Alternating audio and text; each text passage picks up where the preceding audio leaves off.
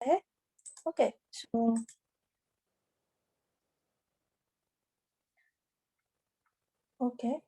so today we will discuss about basic COCOMO model and एक दो numerical भी हम उसके रिलेटेड जो है वो देखेंगे. ठीक है.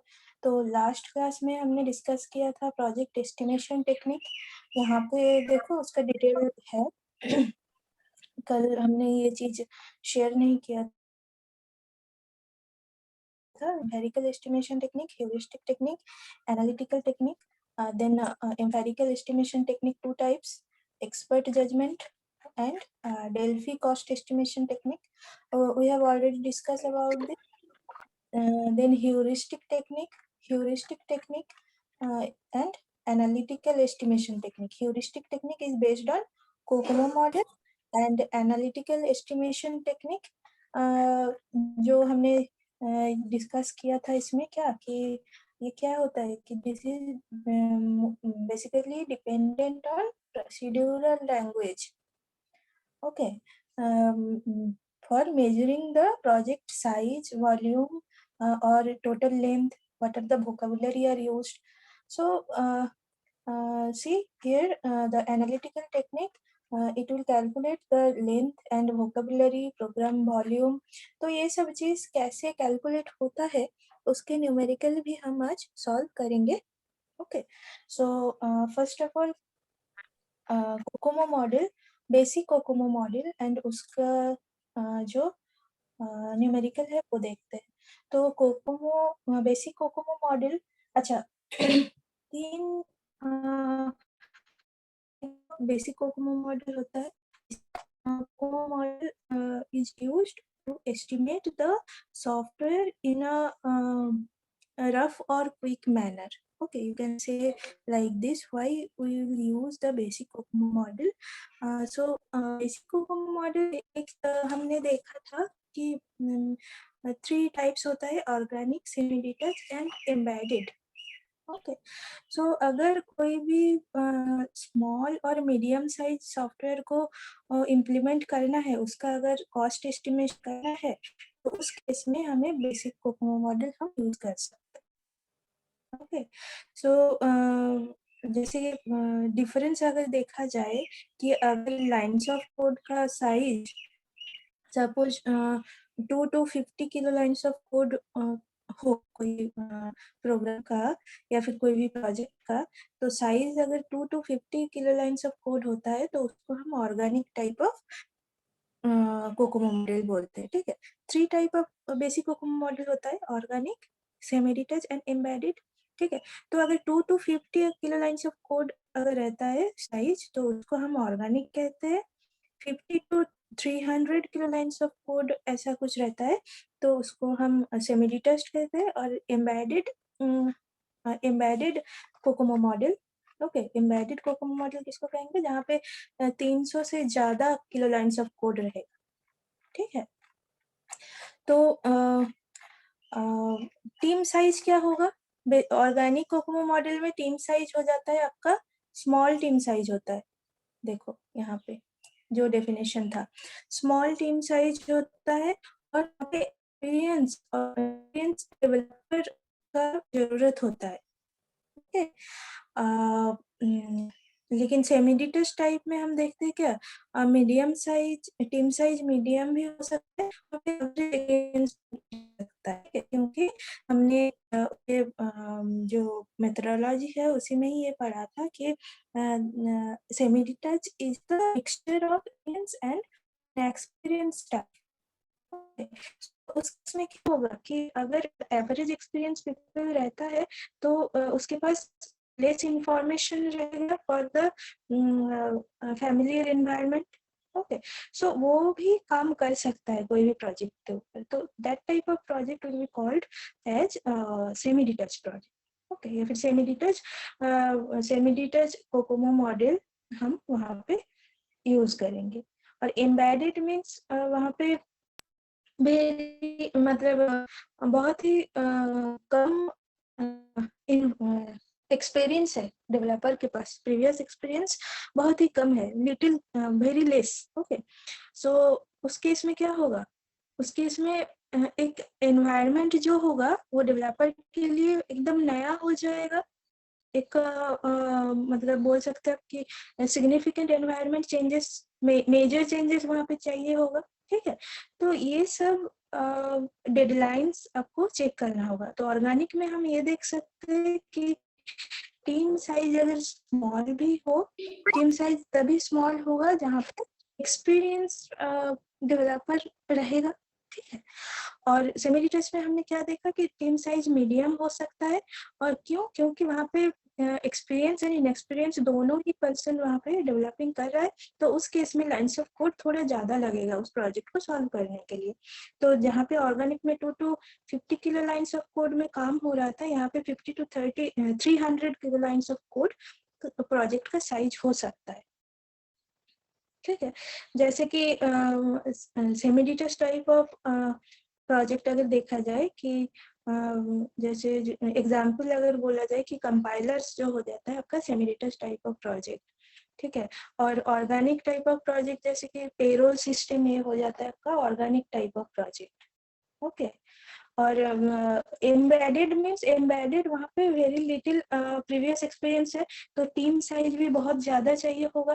टीम साइज ज़्यादा चाहिए होगा तो उस केस में लाइन्स ऑफ कोड का भी क्या होगा, साइज बड़ा हो जाएगा। तो इनोवेशन के लिए मेजर इम्प्लीमेंट करना पड़ रहा है, क्यों, क्योंकि एनवायरनमेंट ऑलरेडी वहाँ पे न्यू है, ओके।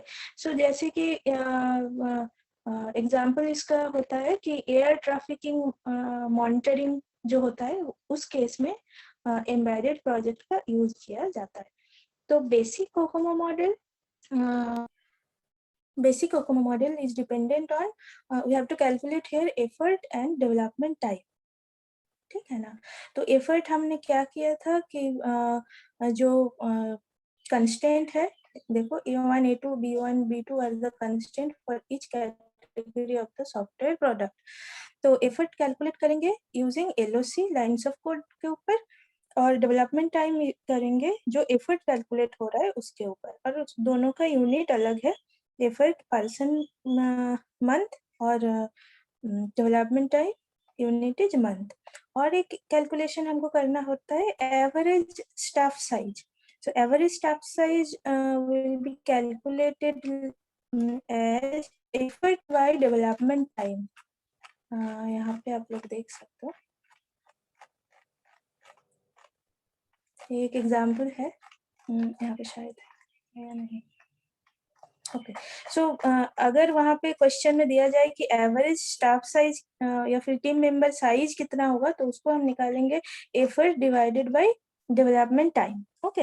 और प्रोडक्टिविटी अगर निकालना है तो उसमें क्या होगा, किलो लाइन ऑफ कोड को हम एफर्ट से डिवाइड करेंगे, ओके। तो उस केस में क्या हो जाएगा, किलो लाइन्स ऑफ कोड पर पीएम, एफर्ट का यूनिट भी वहाँ पे ऐड हो जाएगा।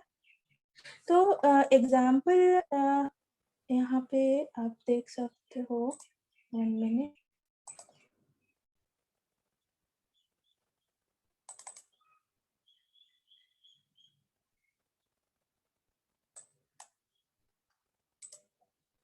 हाँ। तो देखो एक एग्जाम्पल है यहाँ पे कि मोड दिया गया है, क्या ये विजिबल है ना, हाँ। 1 मिनट, तो मोड है organic, semi detached and embedded, okay. और जो कंस्टेंट वैल्यू था उसको वैल्यू यहाँ पे शो किया गया है, क्या कि वहाँ पे जो था ना A1 B1 A2 B2, ठीक है। तो यहाँ पे ABCD ऐसे लिखा गया है, और जो फॉर्मूला था उसके बेसिस पे हमको चेक करना है, क्या है कि A का वैल्यू है 2.4, बी का वैल्यू है 1.5, सी ए वैल्यू पहले से गिवन है, ठीक है। प्रॉब्लम क्या बोल रहा है कि suppose that a project which is basic project was estimated to be 400 kilolines of code. Calculate effort and time for each of the 3 modules of development. Okay, so आपको बोल प्रोजेक्ट है और एस्टिमेटेड लाइंस ऑफ कोड का value दिया गया है, उसमें से आपको निकालना है एफर्ट एंड डेवलपमेंट टाइम, और तीनों मोड में निकालना है, organic, semi detach and embedded. Okay, so organic का जो कैलकुलेशन मेथडोलॉजी था, मतलब इसका जो ये था, फॉर्मूला था, कहाँ गया, इसमें है ना, देखो, effort equals to A1 into kilo lines of code, okay, A2 per month, development time equals to B1 into effort, B2 month. अच्छा, तो एक मिनट,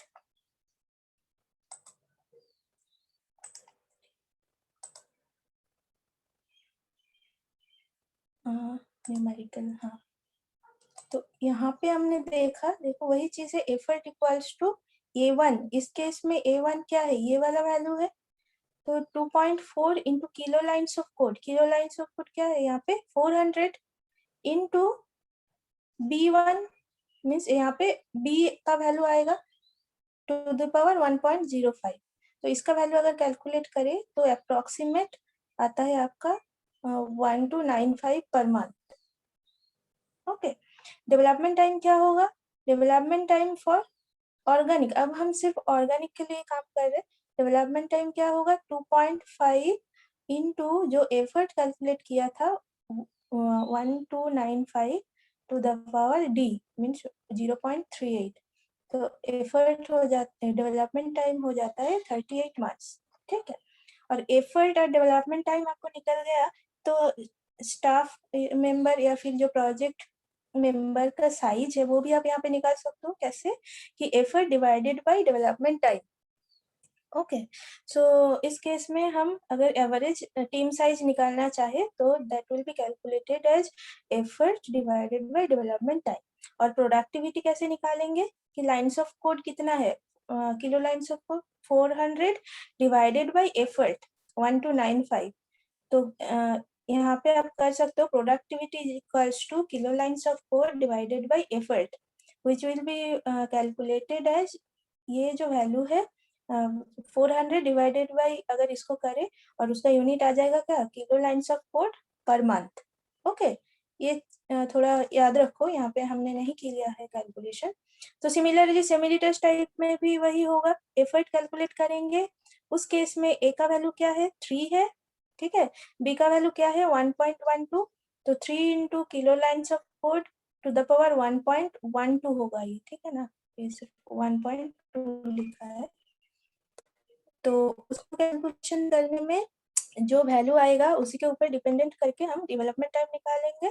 डेवलपमेंट टाइम कैसे, 2.5 है सी का वैल्यू एंड डी का वैल्यू है 0.35, ठीक है ना, तो डेवलपमेंट टाइम इज 38.4 मंथ। और यहाँ पे भी अगर एवरेज टीम साइज निकालना है और प्रोडक्टिविटी निकालना है वो आप कर सकते हो। तो ऐसे हम बेसिक कोकोमो मॉडल का डिजाइनिंग करते हैं, मीन्स उसका effort calculation and development time calculation करते हैं, क्यों, क्योंकि हम ऐसे कॉस्ट को एस्टिमेट कर पाते हैं। ओके, अच्छा, यहाँ पे देखो ये तो एक्सप्लेन कर दिया, और organic, semi detach and embedded, ये फॉर्मूला आप याद रख सकते हो, और इधर ये प्रोवाइडेड होगा, नहीं तो मतलब ये जो वैल्यू है, ठीक है, ए का वैल्यू एंड बी का वैल्यू, ये एग्जाम में प्रोवाइडेड होता है, नहीं तो ये थोड़ा याद रखना पड़ता है, और आपको सिर्फ क्वेश्चन दिया जाएगा और लाइंस ऑफ कोड का वैल्यू दिया जाएगा, उस हिसाब से आपको इम्प्लीमेंट कर सकता है, ठीक है। तो ये सब चीजें चेक करना है, और एक एग्जांपल है यहाँ पे हम समझते हैं, तो जो कंसेप्ट है थोड़ा क्लियर हो जाएगा। ये देखो कि यहाँ पे बोला है assume that the size of an organic type software product has been estimated to, देखो ऑर्गेनिक टाइप बोला है, तो फर्स्ट यहाँ पे टाइप मेंशन कर दिया है। उस केस में हमने क्या देखा था, उसने बोला था कि if the project is basic, तो उस केस में आपके तीनों मोड को ही डेवलपमेंट करना है। बेसिक वहाँ पे क्या करना है, ऑर्गेनिक, सेमी डिटैच, एम्बेडेड, तीनों को ही। अब यहाँ पे पर्टिकुलरली बोल दिया है कि assume that the size of the organic type of software product has been estimated to be 32,000 lines of code, ठीक है, तो इसको लाइन्स ऑफ कोड में दिया गया है, इसको क्या करना होगा, किलो लाइन्स ऑफ कोड में ट्रांसफर करना होगा, तो क्या हो जाएगा 32 kilo lines of code. Okay, और assume that the average salary of the software engineer be rupees 15,000 per month. ठीक है, determine the effort required to develop the software product and the nominal development time. Means आपको effort and development time पूछा है। ठीक है, तो for basic COCOMO estimation formula for organic software, देखो organic software के लिए क्या था, ऑर्गेनिक के लिए क्या था 2.5, डेवलपमेंट टाइम के लिए क्या था 2.5 into effort to the power 0.38 month, और हम अगर क्या इसका एफर्ट कैलकुलेशन करे तो उस केस में क्या हो रहा था 2.4 किलो से टू द पावर 1.05 pm। तो ऑर्गेनिक टाइप का एफर्ट एंड ऑर्गेनिक टाइप का डेवलपमेंट टाइम हमें निकालना है। ओके तो वही चीज यहाँ पे कर रहे हैं कि एफर्ट कैलकुलेट कर रहे हैं 2.4 into kilo lines of code में ट्रांसफर करना है। सिर्फ यहाँ पे लाइन्स ऑफ कोड दिया गया है 32,000, तो किलो लाइन्स ऑफ कोड में करे तो क्या होगा 32 हो जाएगा टू द पावर 1.05, तो कैलकुलेशन करने में आ जाता है 91% मंथ एफर्ट। डेवलपमेंट टाइम क्या होगा 2.5 into effort to the power 0.38, तो डेवलपमेंट टाइम, अब उस फॉर्मूला में बस ये वैल्यू पुट करना है। ठीक है, और किलो लाइन्स ऑफ कोड में हमें लाइन्स ऑफ कोड को ट्रांसफर करना है और देखना है कौन सा प्रोजेक्ट दिया गया है, कौन सा टाइप ऑफ सॉफ्टवेयर दिया गया है, ये हमारा ऑर्गेनिक टाइप ऑफ सॉफ्टवेयर। ठीक है, तो कॉस्ट कितना रिक्वायर्ड है, cost required to develop the product, एक तो 14 मंथ के लिए, और पर मंथ ऐसा है कि 15,000।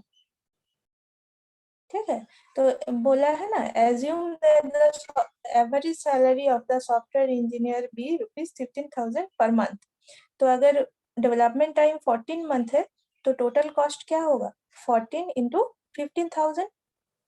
यहाँ तक समझ में आया? तो ऐसे कॉस्ट को हम कैलकुलेट कर सकते हैं using basic COCOMO model. Okay, अच्छा, इंटरमीडिएट कोकोमो मॉडल भी लास्ट क्लास में हमने डिफाइन किया था कि इंटरमीडिएट मीन्स ये क्या होता है कि साइज को ही नहीं, आपका क्या होता है कि project object point of view से भी कोई भी इम्प्लीमेंटेशन चाहिए तो वो भी चेक करता है इंटरमीडिएट कोकोमो मॉडल। ठीक है, जैसे product computer personal development environment using some case tool हम इम्प्लीमेंट करते हैं इंक्रीमेंटल मॉडल को। अच्छा, एक चीज छूट गया, वो है कि एनालिटिकल मॉडल एंड उसका हाँ, और उसका न्यूमेरिकल। देखो, तो ह्यूरिस्टिक हो गया, heuristic is Kokomo model. Kokomo model में हमने 3 देख लिया कि basic, intermediate and complete Kokomo model. Basic COCOMO model का 3 टाइप्स है, organic, semi detach and embedded. Okay, और उसका जो न्यूमेरिकल है वो भी हमने सॉल्व कर दिया और वो इम्पोर्टेंट है एग्जाम पॉइंट ऑफ व्यू से। ठीक है, heuristic technique is complete. Next analytical estimation technique, अब ये ही एक मॉडल बचा गया। अच्छा, एनालिटिकल क्या बोल रहे थे कि प्रोसीड्यूरल लैंग्वेज बेस होता है, जो मैंने पहले ही कहा है, for measuring the project size, volume, length और द वोकाबुलरी जो भी यूज हो रहा है उसको चेक करने के लिए। कैसे करेंगे, देखो यहाँ पे बोला गया कि n1 be the number of, अच्छा ऐसे नहीं समझ आएगा, total volume can be check by v is equals to n log n base 2। ठीक है, ये होता है हेल्स्टेब मॉडल, हेल्स्टेब मॉडल, हाँ, Halstead model of software and analytical technique. वहाँ पे क्या होता है कि हम क्या करते हैं कि प्रोजेक्ट साइज, वॉल्यूम, लेंथ और टोटल वोकेबुलरी को हम मेंटेन करते हैं या फिर कैलकुलेट करते हैं। ठीक है। तो वॉल्यूम कैसे निकालेंगे? वॉल्यूम यहाँ पे निकालेंगे v is equals to n log n base 2, ठीक है। तो एस्टिमेटेड प्रोग्राम लेंथ देखो, n is equals to n1 plus n2, sorry ये है आपका entire program length, okay, entire program length n1 plus n2, ठीक है। और टोटल वोकाबुलरी, प्रोग्राम वोकाबुलरी हो जाता है eta is equals to eta 1 plus eta 2। अच्छा, ये चीज यहाँ पे समझ में आएगा क्लियरली।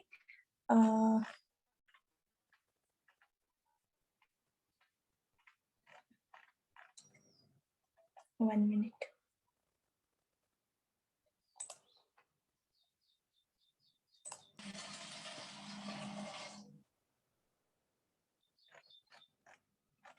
ये देखो कि analytical model, Halstead model, volume यहाँ पे कैलकुलेट होता है v is equals to n log n base two estimated program length l is equals to eta 1 log n base 2 plus eta 2 log n2 base 2, ठीक है, जो formula उधर था। तो एंटायर प्रोग्राम लेंथ को अगर कैलकुलेट करना है तो क्या होगा, n is equals to n1 plus n2, ठीक है। And total number of vocabulary अगर कैलकुलेट करें तो ईटा ईटा ये टोटल नंबर ऑफ वोकाबुलरी को शो कर रहा है कैसे, ईटा 1 प्लस ईटा 2, ठीक है। तो देखो where eta 1 is the total number of unique operator, कितने ऑपरेटर यूज हो रहा है एक प्रोग्रामिंग में, मतलब एक प्रोग्राम में अगर आप लेंथ कैलकुलेट कर रहे हो और अगर उसका वॉल्यूम, एस्टिमेटेड वॉल्यूम कैलकुलेट कर रहे हो, तो उस केस में हमें देखना है कि what are the total number of unique operator, what are the total number of unique operand, ठीक है। n1 will show the total number of operator and n2 will show the total number of operand. Which is called unique operator and unique operand, वो भी हमें check करना है। देखो कि यहाँ पे ये एग्जाम्पल है कि एक प्रोग्राम दिया गया है, तो इस प्रोग्राम में आपको कैलकुलेट करना है estimated length and program volume, ठीक है। तो ईटा 1 क्या शो कर रहा था कि total number of unique operator. अच्छा देखो यूनिक ऑपरेटर क्या क्या है इस केस में, मेन फंक्शन, अच्छा मेन, स्कैनफ, ये जो ब्रैकेट है और जो ब्रशेस है, फिर इंट, हर अलग अलग जो ऑपरेटर यूज हो रहा है वो बोला जा रहा है यहाँ पे, ठीक है। यूनिक ऑपरेटर मीन्स इंट, फिर यहाँ पे हो रहा है आपका एंड, फिर comma, semicolon, equals to, plus sign, जहाँ पे है डिवीजन, ये अगर देखा जाए तो total number of unique operator हो जाता है हमारा 12, ठीक है। इसको काउंट करो तो total number of unique operator, print f भी हो जाता है, तो total number of unique operator हो जाता है 12। Total number of unique operand क्या होगा, ए बी, ओके, सी, फिर and B and C, A plus B plus C अलग से एक, ठीक है, एवरेज और 3, फिर मॉड्यूलर डिवीजन ये जो है, ठीक है, average equals two percent D, तो ये पूरा जो है इसको हम एक यूनिक ऑपरेंड बोल रहे हैं, हाँ ऑपरेंड। तो operator you have to understood this things, okay. So वही चीज है कि टोटल नंबर ऑफ ऑपरेटर है हमारा 12, टोटल नंबर ऑफ ऑपरेंड है 11।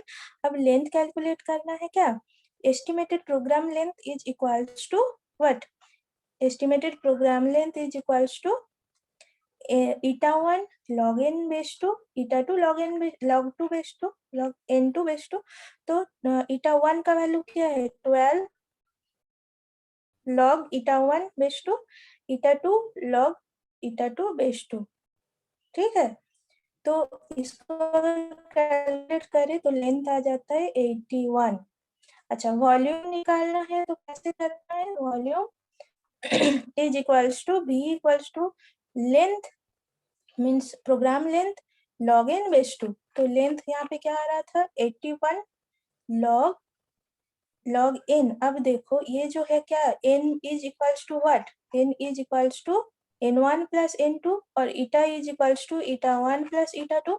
अब देखो यहाँ पे ईटा जो क्या है, एक तो 12 आ रहा है और एक बार आ रहा है 11, ठीक है। तो 12 प्लस 11 23, तो इसका वैल्यू अगर निकाले n l log n base 2 तो आ जाता है आपका 366, ठीक है। तो ये समझ में आ रहा है, यही चीज यहाँ पे भी बोला गया है। देखो एक एग्जाम्पल जो है यही है, वही वाला एग्जाम्पल मैंने वहां पे इम्प्लीमेंट किया कि प्रोग्राम दिया गया है और उसमें आपको यूनिक ऑपरेटर चेक करना है, यूनिक ऑपरेंड चेक करना है कितना है। तो नंबर ऑफ यूनिक ऑपरेटर हम यहाँ पे देख रहे हैं 12, नंबर ऑफ यूनिक ऑपरेंड है हमारा 11, ठीक है। एस्टिमेटेड लेंथ कैलकुलेट कर रहे तो 12 log 12 base 2 plus 11 log 11 base 2 calculate करें तो वैल्यू आ जाता है 81। अच्छा, वॉल्यूम कैसे कैलकुलेट कर रहे हैं, लेंथ वॉल्यूम क्या था आपका L log n बेस 2, और यहाँ पे L मीन्स यहाँ पे एस्टिमेटेड लेंथ, L का वैल्यू है 81 log 23 तो 366, ठीक है। तो ऐसे एनालिटिकल प्रोसेस में हम कॉस्ट, हाँ, प्रोजेक्ट का size, estimated length, volume check कर सकते हैं। क्यों, एनालिटिकल क्या शो करता है, एनालिटिकल हमारा यही शो करता है कि प्रोसीड्यूरल लैंग्वेज बेस अगर कोई मॉडल हो तो उस केस में बेसिकली हम एनालिटिकल मॉडल को यूज करते हैं for solving the project. Okay, कैसे उस प्रोजेक्ट का साइज होगा, क्या कितना उसका लेंथ कैलकुलेट हम कैसे कर पाएंगे, कितना वॉल्यूम है और क्या क्या वोकाबुलरी आर यूज, उस केस में देखो ये प्रोग्रामिंग के थ्रू हम उसको इम्प्लीमेंट कर पा रहे।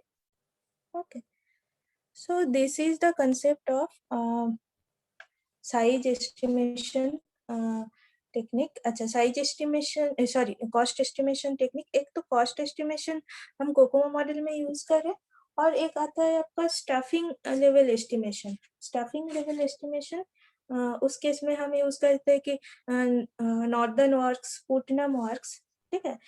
वो अलग कंसेप्ट है, वो सब चीज हम लोग नेक्स्ट क्लास में पढ़ेंगे और उसके रिलेटेड कुछ चार्ट भी वहाँ पे होता है, पार्ट चार्ट, गैंट चार्ट, वो सब हम डिस्कस करेंगे। ओके, सो आई थिंक ये आपको समझ में आया होगा यहाँ तक। किसी को कोई दिक्कत है, यहाँ तक किसी को कोई प्रॉब्लम हो रहा है, सब कोई समझ पा रहे हो ना। न्यूमेरिकल बहुत इंपॉर्टेंट है, ये एग्जाम में पूछा जाता है और आप लोगों को ये सॉल्व करना है। ओके, सो